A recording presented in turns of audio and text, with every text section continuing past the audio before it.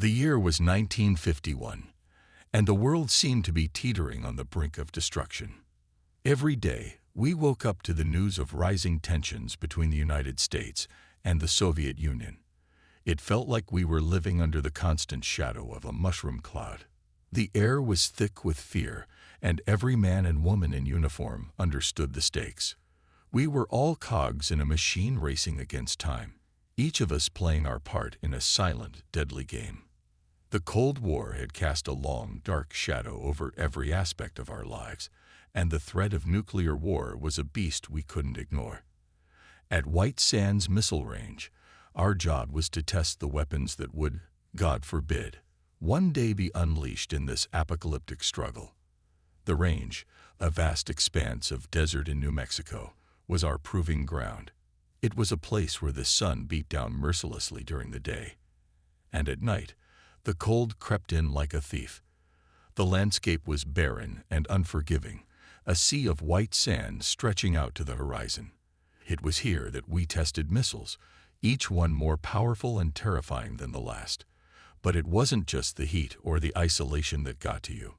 There was something else out there, something that made the hair on the back of your neck stand on end. My name is Sergeant James Harlow, and I was part of a team tasked with making sure these missiles worked as they should. I'd been stationed at White Sands for a few years by then, long enough to know that the desert had secrets of its own. Strange things happened out there, things that no one could explain.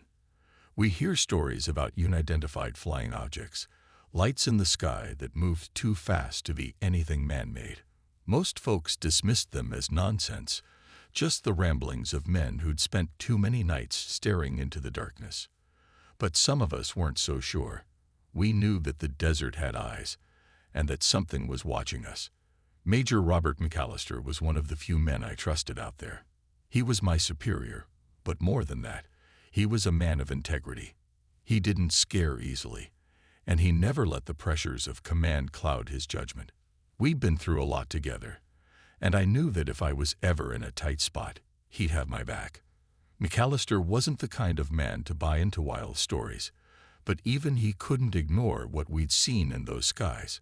We didn't talk about it much, but there was an unspoken understanding between us. Something wasn't right, and we both knew it. The nights at White Sands were something else. After the sun dipped below the horizon, the desert transformed. The heat of the day gave way to a bone-chilling cold, and the vast emptiness seemed to stretch on forever. It was during these nights that we conducted most of our tests.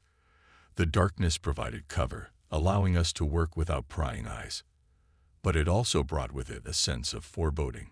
The stars, usually so bright and clear, seemed distant and cold, and the silence was absolute. It was the kind of silence that pressed in on you, making you hyper-aware of every sound, every shadow. We'd been hearing more reports of UFO sightings in the weeks leading up to that fateful night. Men on the range had seen things, lights that appeared out of nowhere and vanished just as quickly. Some said they'd seen objects hovering in the sky, moving in ways that defied explanation. McAllister and I had talked about it, but there was little we could do. Our orders were clear: conduct the tests, report the results, and keep our heads down. Still, there was a growing sense of unease among the men, a feeling that something big was about to happen. It was a night like any other when the order came down. A missile had gone off course during a test and disintegrated mid-flight. McAllister and I were tasked with locating the wreckage. It wasn't the first time something like this had happened, and it wouldn't be the last.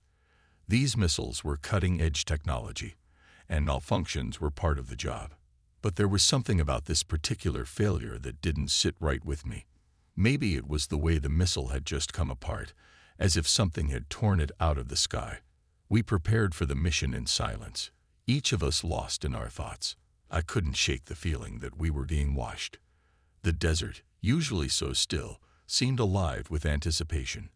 As we loaded up the truck and headed out into the night, I felt a knot of anxiety tighten in my chest. The road ahead was long and dark, the headlights cutting through the blackness like a knife. McAllister was at the wheel, his face set in a grim expression. Neither of us spoke, But I knew we were both thinking the same thing. Something wasn't right. The deeper we drove into the desert, the more oppressive the darkness became. The cold crept in through the windows, and I could see my breath in the dim light of the dashboard. The radio crackled occasionally with static, but there were no voices, no messages. It was as if the world had fallen away, leaving us alone in the vast emptiness. I couldn't help but glance up at the sky, half expecting to see those strange lights again. But the sky was empty, just a black void stretching out above us. As we approached the coordinates of the wreckage, a sense of dread settled over me. The headlights illuminated the white sand, casting long, eerie shadows. The landscape was unchanged, but there was a feeling in the air, a tension that made my skin crawl. McAllister slowed the truck to a stop, and we sat there for a moment, neither of us wanting to be the first to speak. Finally, McAllister broke the silence. "Let's get this over with," he said, his voice low and steady. I nodded, but the knot in my chest tightened. Something was out there, something we couldn't see but could almost feel. As we stepped out of the truck and into the cold night air, I couldn't shake the feeling that we were walking into a trap.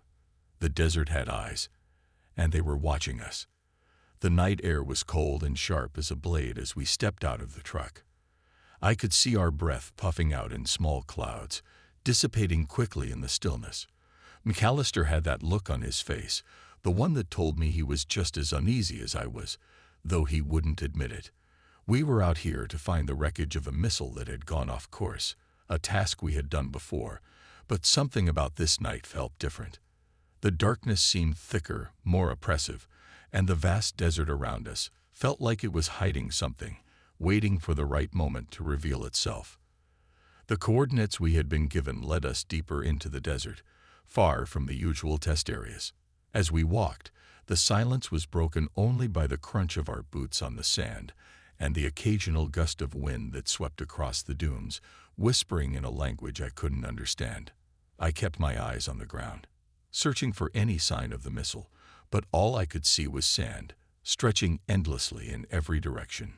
McAllister was ahead of me, his flashlight beam cutting through the darkness, but it didn't do much to chase away the shadows. We had been walking for what felt like hours when we finally saw it, a faint glint of metal half buried in the sand. My heart skipped a beat, and I hurried forward, my hands already reaching for the debris. But as I got closer, I realized that something wasn't right. The pieces of the missile were scattered, almost as if they had been torn apart by something more powerful than the impact of a crash. The metal was twisted and scorched, but there was no crater, no sign of an explosion. It was as if the missile had been taken apart in midair, piece by piece. McAllister knelt beside the largest fragment, his face unreadable in the dim light. He didn't say anything for a long time, just ran his fingers over the jagged edges of the metal. I could see the wheels turning in his head, trying to make sense of what we were seeing. Finally, he stood up, brushing the sand from his hands. "This isn't right, Harlow," he muttered, more to himself than to me. "This isn't right at all." I didn't have to ask what he meant. I could feel it too, the wrongness of it all. This wasn't just a malfunction. Something had caused this, something beyond our understanding. I glanced around nervously, half expecting to see those strange lights again, but the sky was still empty, just an expanse of darkness stretching above us. The feeling that we were being watched grew stronger with every passing minute, and I could tell McAllister felt it too. He was tense, his eyes scanning the horizon as if waiting for something to appear. We started collecting what we could, stuffing the smaller pieces into our packs and marking the larger ones for retrieval. But the more we found, the less sense it made. There was no pattern, no indication of what could have caused the missile to disintegrate like this. It was as if some unseen force had reached out and ripped it apart in mid-flight. I didn't want to think about what that could mean, but the thought was there, gnawing at the back of my mind. As we worked, the silence of the desert pressed in on us, heavier than before. The wind had died down completely, leaving the night unnervingly still. I could hear my own heartbeat pounding in my ears, the sound amplified in the quiet. Every shadow seemed to move, and every flicker of light on the horizon made me jump. I tried to focus on the task at hand, but it was hard to shake the feeling that we were not alone out here. Then, without warning, a strange light appeared in the distance.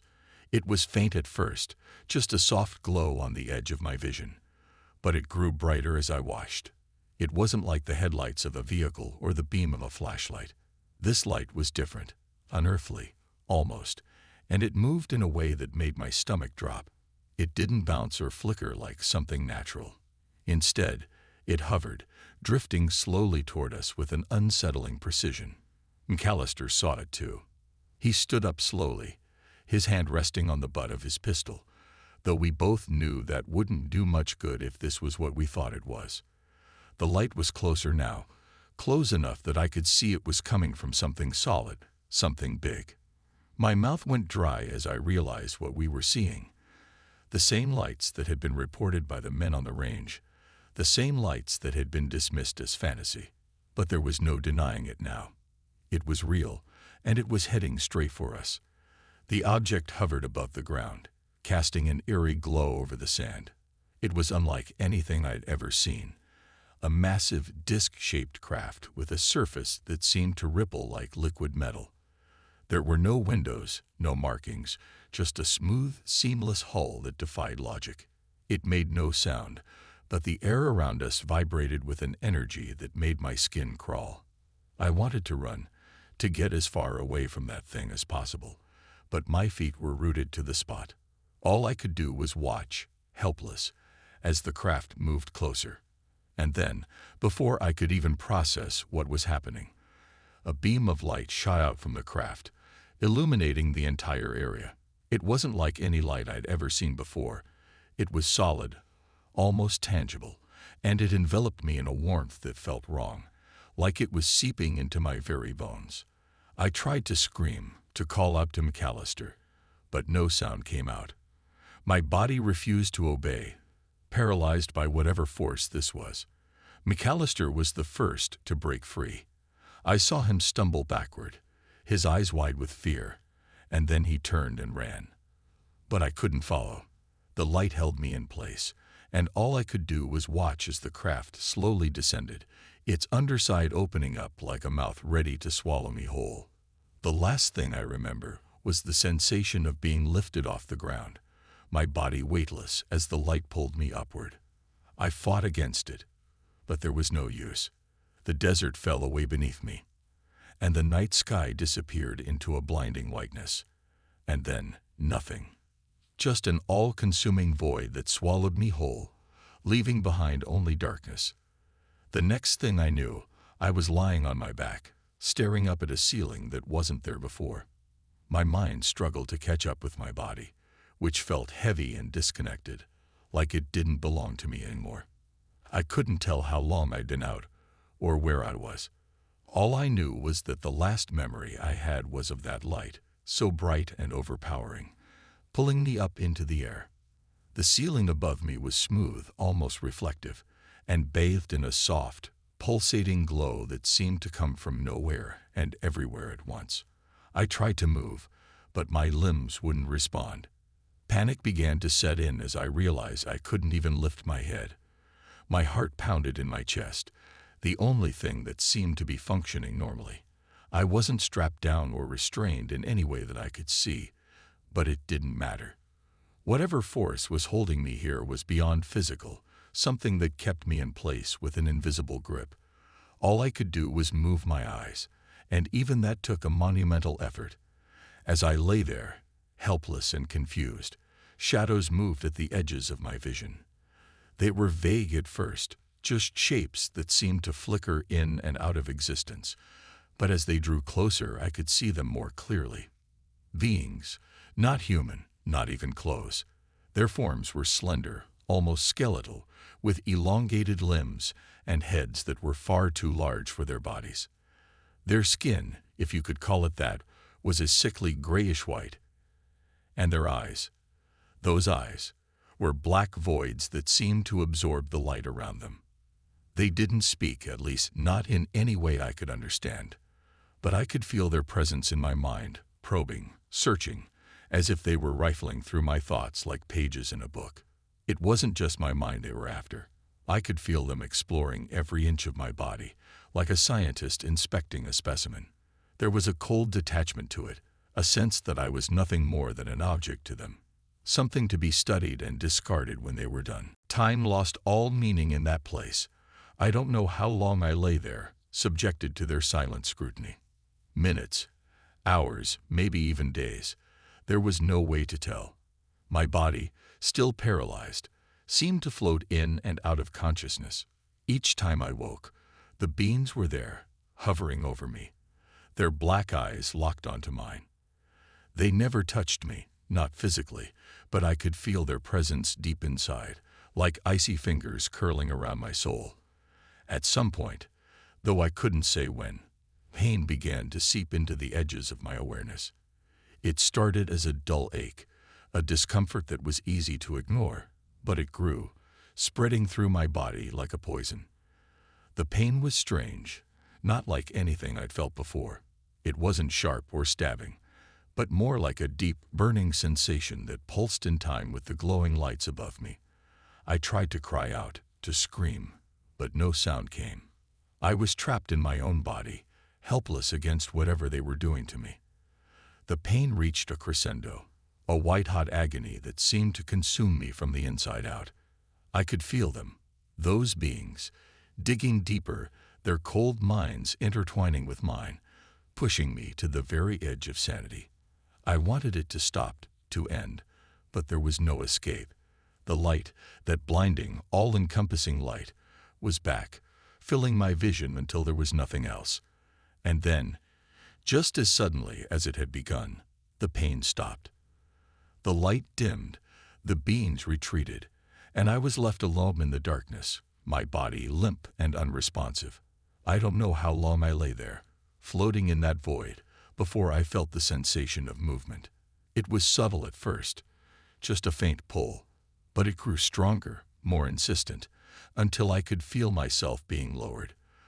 The smooth ceiling above me began to recede, and I realized that I was being brought back down to the ground.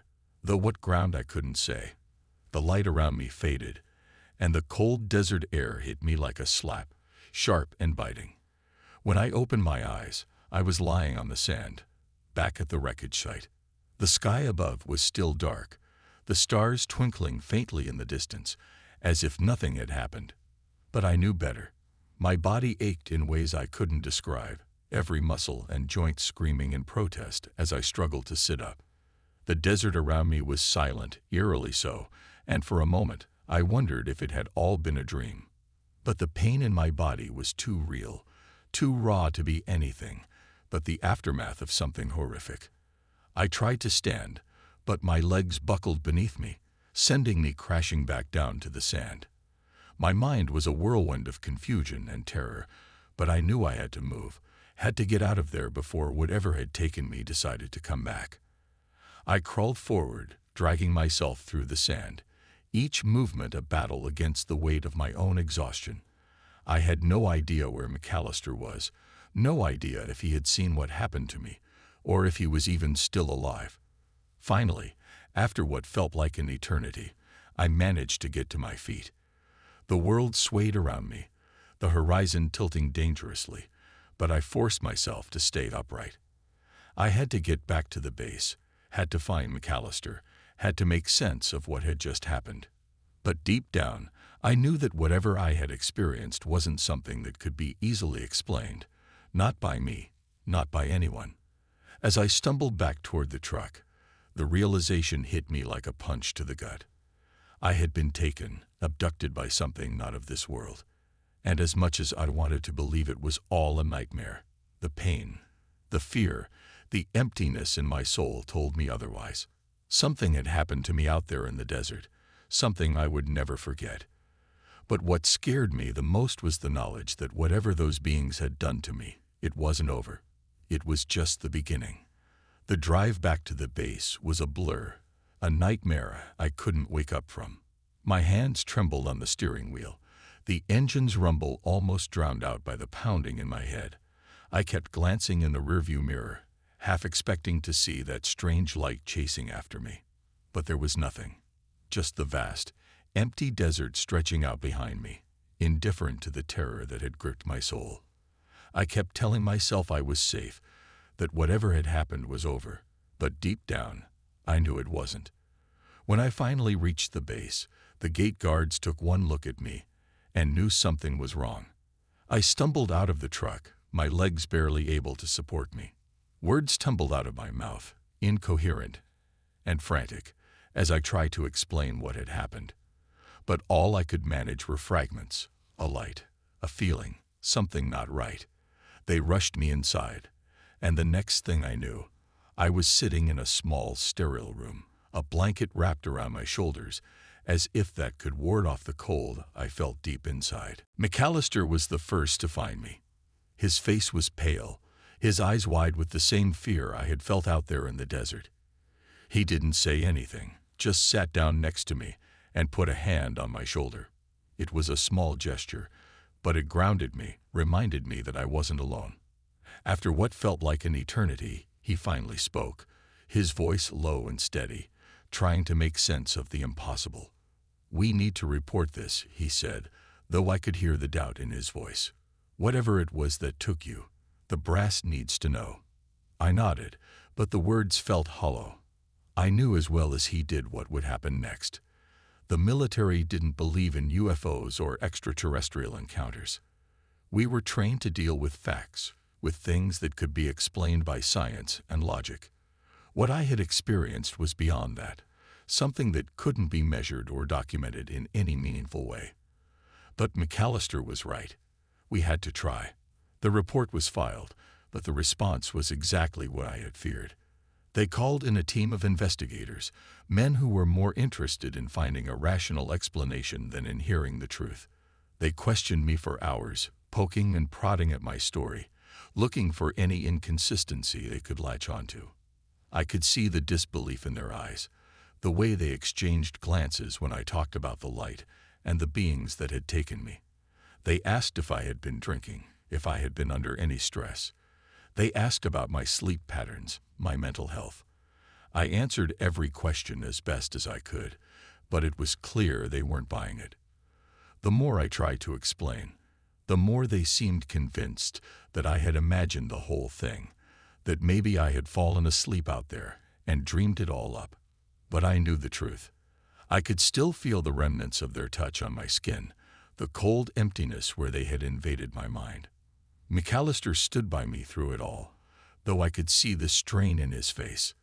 He was fighting his own battle, trying to convince himself that what he had seen wasn't just a trick of the light, that it wasn't just his mind playing tricks on him. But the harder he fought, the more it seemed to slip away, like sand through his fingers. I could see the doubt growing in his eyes, a doubt that mirrored my own. Days turned into weeks, and the search for answers continued. The base was on high alert, with patrols sweeping the desert for any sign of the craft or the beings that had taken me. But there was nothing. No evidence, no clues, nothing to prove that what I had experienced was real. It was as if the desert had swallowed it all up, leaving behind only the broken pieces of a missile and a story no one wanted to believe. Then came the whispers, the rumors that started circulating among the men. They talked about Project Grudge, the military's official investigation into UFO sightings. Some said there was a report, Report 13, that had been buried deep within classified files, a report that detailed encounters like mine, encounters that were too terrifying to acknowledge publicly. But those were just rumors, stories passed around late at night when the fear got the better of us. I wanted to believe there was more, that someone out there knew the truth, but it was hard to keep that hope alive when every day seemed to bring more questions than answers. The turning point came when they found Harlow's body. It was days after the incident, during one of the routine patrols. The men who found him were hardened soldiers, men who had seen death in all its forms, but nothing could have prepared them for what they saw. Harlow's body was mutilated, his flesh torn with a precision that no human hand could replicate. There was no blood, not a drop, as if it had all been drained away. The sight of him, or what was left of him, was enough to shake even the most stoic among us. Word spread quickly, and soon the entire base was buzzing with fear and speculation. What had done this to Harlow? Was it the same thing that had taken me? And if it was, why had I been spared? These questions haunted me, kept me awake at night, staring at the ceiling, wondering if I was next. The investigation intensified, but the more they dug, the more they seemed to hit a wall. There were no answers, only more mysteries, more fears that we couldn't voice out loud. McAllister was different after that. He had seen the body, had been there when they brought it back. I could see the change in him, the way he carried himself, the way he looked at me. He didn't say much, but I knew what he was thinking. Harlow's death was a confirmation of our worst fears, a sign that whatever we were dealing with was beyond our control, beyond our understanding. The weight of that knowledge was almost too much to bear. In the end, the official report listed Harlow's cause of death as undetermined, a word that did nothing to capture the horror of what had happened. The case was quietly closed, the record sealed, and we were ordered to forget about it, to move on as if nothing had happened. But how could we? How could any of us forget what we had seen, what we had experienced? The desert had taken one of us, and it had left behind a scar that would never heal. The search was over, but the fear remained. Every time I closed my eyes, I saw that light, felt that cold touch, heard the whispers of those beings as they probed my mind. I knew they were still out there, watching, waiting, and I knew that one day it would come back. The only question was when. The days after Harlow's body was found were some of the darkest I can remember. The base was no longer the place I had known. It felt as though the life had been sucked out of it, leaving behind only a shell of cold, hard steel and whispers that followed me wherever I went. No one spoke of it openly, of course. We were all soldiers, trained to keep our emotions in check, to follow orders without question. But you could see it in the eyes of the men, in the way they avoided looking at the spot where Harlow had been found, the way their conversations dropped to hushed tones whenever I walked by. McAllister, too, had changed. He was always a serious man, but now there was a hardness to him, a distance that hadn't been there before. He threw himself into the investigation, pushing the limits of what he could ask, what he could question. But every step forward seemed to be met with resistance, a wall of silence from the higher-ups that only grew thicker the deeper he tried to dig. I watched him wrestle with it, trying to balance his duty with the need for answers that no one seemed willing to give. The official investigation had concluded, but McAllister wasn't satisfied. He knew, as I did, that what had happened to Harlow wasn't something that could be easily explained away, but without any evidence beyond what had already been found. Twisted metal, strange bird marks in the sand, and Harlow's mutilated body. There wasn't much more he could do. The frustration gnawed at him, wore him down until he was little more than a shell of the man he had been.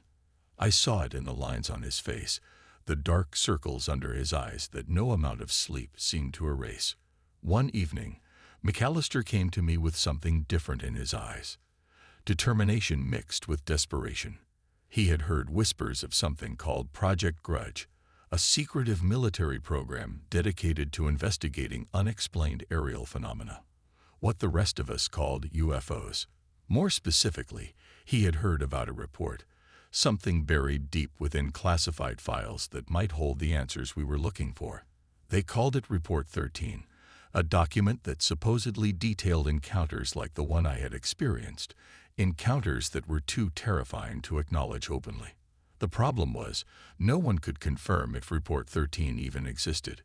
It was the kind of thing you heard about in hushed conversations, the kind of thing that got you laughed out of the room if you brought it up to the wrong person.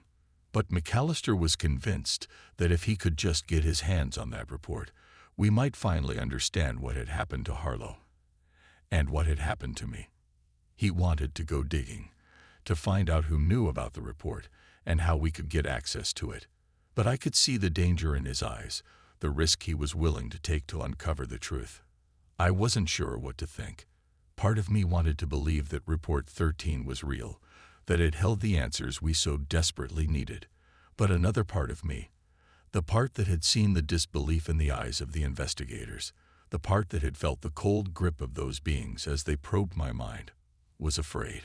Afraid of what we might find, and afraid of what would happen if we dug too deep. The military didn't like it when you went looking for things that were meant to stay buried. Still, McAllister was my superior, and more than that, he was my friend. I owed him that much, at least. So I agreed to help him, to back him up in whatever way I could. We started small, asking questions here and there, talking to the men who had been involved in other investigations, those who had seen things they couldn't explain. The more we dug, the more it became clear that we weren't the only ones who had encountered something beyond the ordinary. But the closer we got to the truth, the more resistance we faced. There were files that had been redacted, names that had been erased from records, and operations that had been quietly shut down without explanation. Every lead we followed seemed to hit a dead end, as if someone was deliberately trying to keep us from finding out too much. But McAllister wouldn't give up. He pushed harder, going over the heads of his superiors, demanding answers that no one seemed willing to give. It was dangerous. I knew that, and I could see the toll it was taking on him. But I also knew he wouldn't stop until he had what he was looking for. Then came the day that McAllister disappeared. He didn't report for duty, didn't show up in the mess hall, didn't answer when I knocked on his door. It was as if he had vanished into thin air. The base was suddenly abuzz with rumors, and I could feel the fear growing in the pit of my stomach. I went to his quarters, hoping to find some clue as to where he had gone. But all I found were his things, neatly packed away as if he had planned to leave. It didn't make sense. McAllister wasn't the kind of man to just walk away, not without a fight. The official word was that he had been reassigned, transferred to another base for reasons that were classified. But I didn't believe it. I couldn't believe it. Something had happened to McAllister, something they didn't want us to know about. And as much as I wanted to go looking for him, to keep digging where he left off, I knew that doing so would only put me in the same danger. I had already seen too much, experienced too much. The fear that had been gnawing at me since that night in the desert was now a full-blown terror, and I didn't know how much longer I could keep it at bay. In the end, I was left alone with my thoughts, with the memory of that light, and the cold, probing eyes of those beings. The search for answers had led us down a dark path, and now it seemed that path had swallowed McAllister whole. The base went on as if nothing had happened, as if the events of the past weeks were just a bad dream we were all trying to forget. But I knew better. I knew that something had changed, something that couldn't be undone. And I knew that whatever had taken McAllister was still out there, waiting. The investigation was over, but the questions remained. What had we uncovered that was so dangerous? Why had they taken McAllister? And what was going to happen to me? The fear that had been with me since that night in the desert was stronger than ever, and now it had a new shape, a new face. I didn't know how much longer I could keep running from it, but I knew one thing for sure. I was on my own now, and the only thing I could do was survive. After McAllister disappeared, the base fell into a silence more oppressive than any I had ever known. It wasn't just the absence of his presence that weighed on me, but the realization that whatever force had taken him was beyond my control, beyond anyone's control. It was as though the very air had thickened with dread, and every shadow seemed to stretch just a little too far, as if something was lurking just out of sight. I went through the motions, training, drills, patrols, but my mind was elsewhere, constantly turning over the last conversations I had with McAllister, trying to make sense of it all. The official line was clear. McAllister had been reassigned. But the way it was handled, so sudden, so final, left no room for doubt in my mind. He hadn't been reassigned. He had been silenced, removed because he had gotten too close to something they didn't want him, or any of us, to know. The men on base kept their distance from me, whether out of fear or suspicion. I couldn't say. I was a reminder of what had happened, a living, breathing question mark that no one wanted to acknowledge. One night, not long after McAllister's disappearance, I was woken by a knock on my door. My heart leaped into my throat.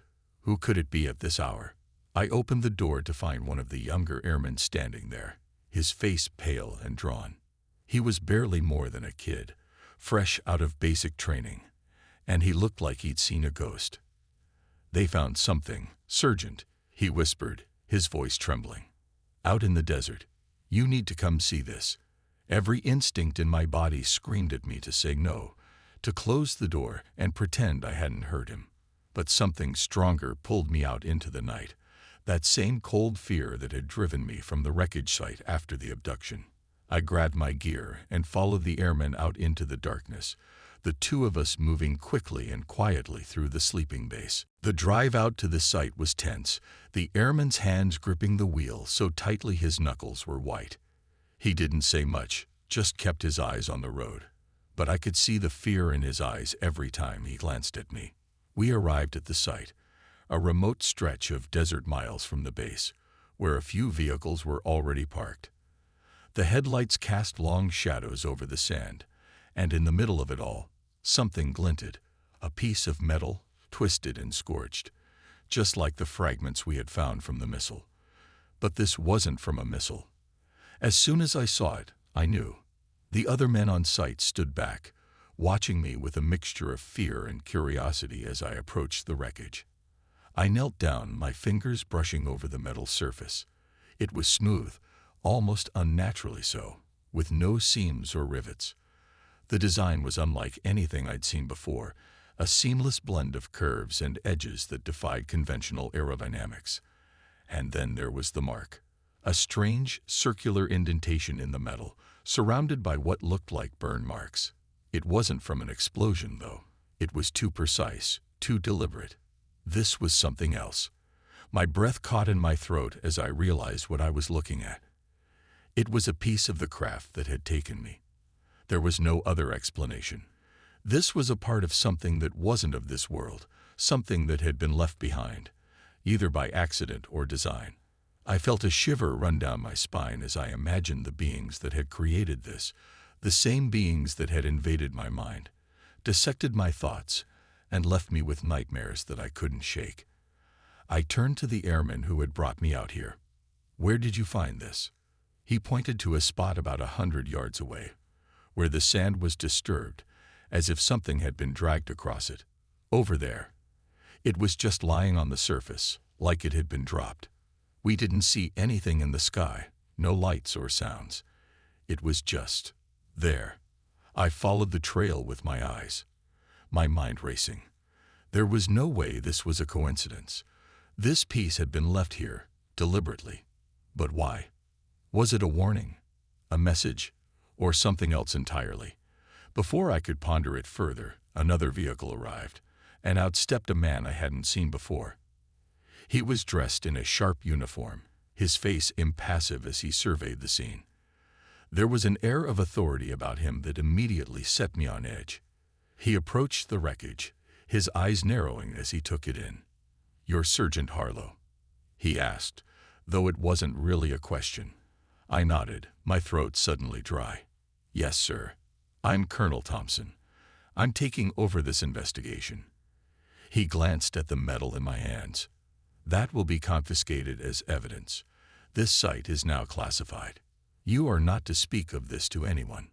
Is that understood?" There was a finality to his words that chilled me. I knew then that whatever this was, it was bigger than I had imagined, bigger than any of us could comprehend. The craft, the beings, McAllister's disappearance, it was all connected. And now they were going to bury it, just like they had buried McAllister. I wanted to protest, to demand answers, but the look in Colonel Thompson's eyes told me it would be futile. He wasn't here to find the truth. He was here to cover it up, to make sure that whatever had happened in that desert stayed hidden, locked away in some classified file where no one would ever find it. As the colonel's men began packing up the wreckage, I felt a deep, sinking dread settle in my gut. This was it.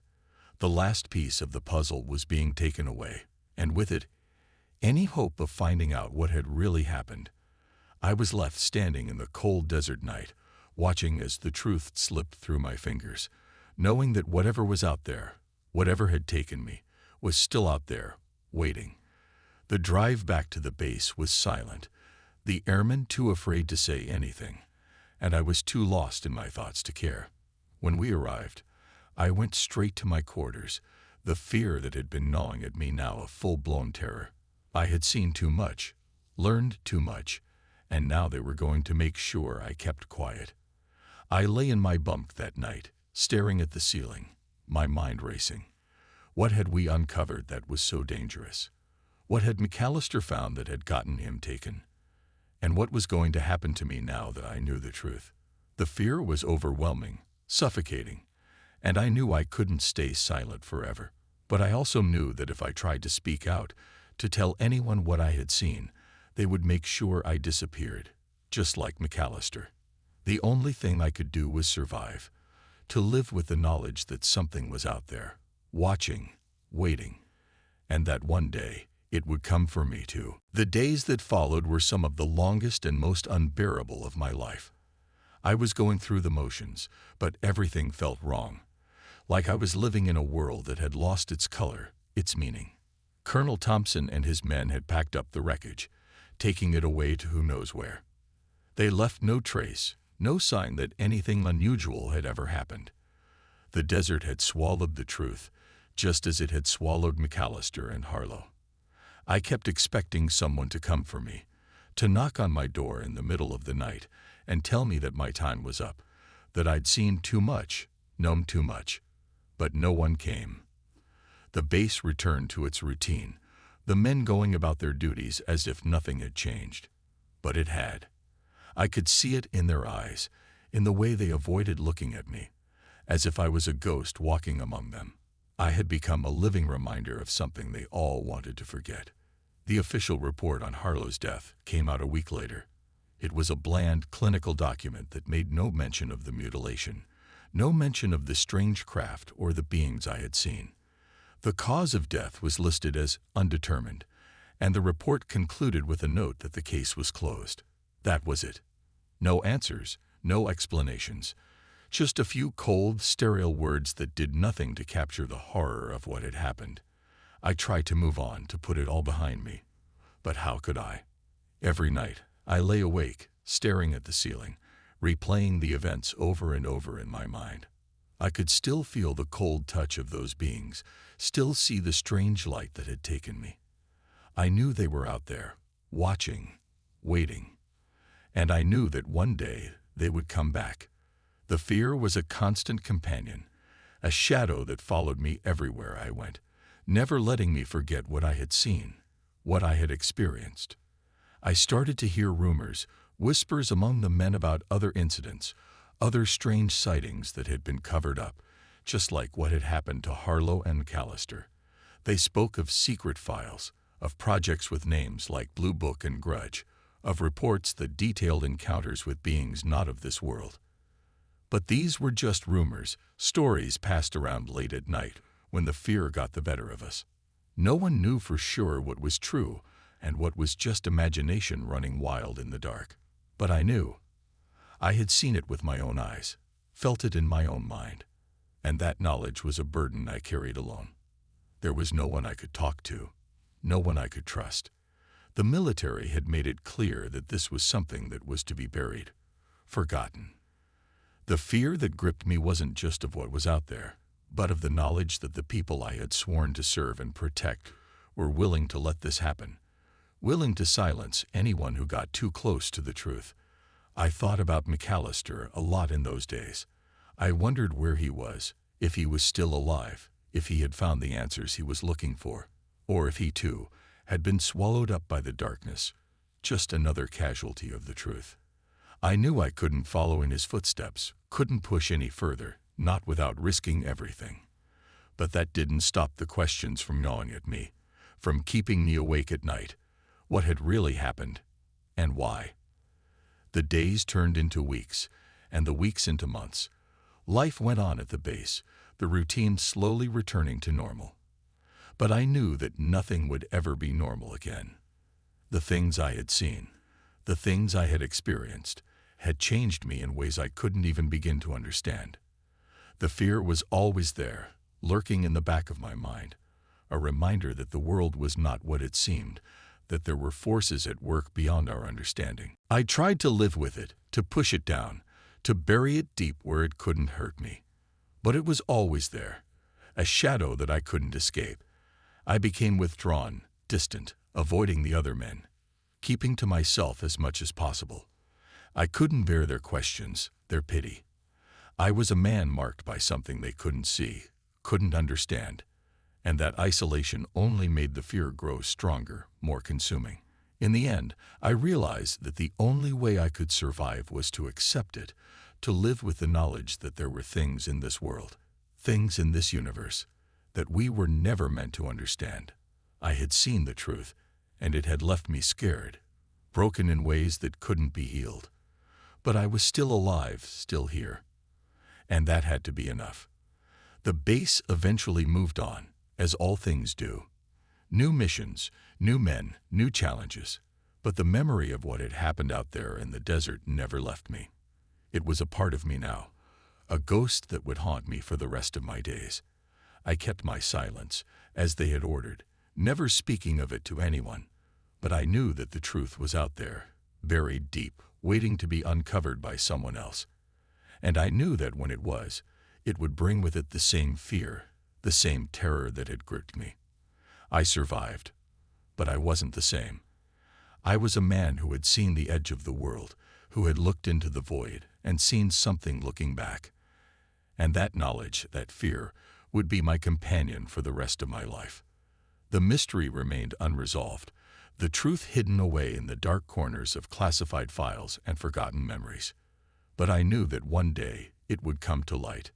And when it did, the world would never be the same again.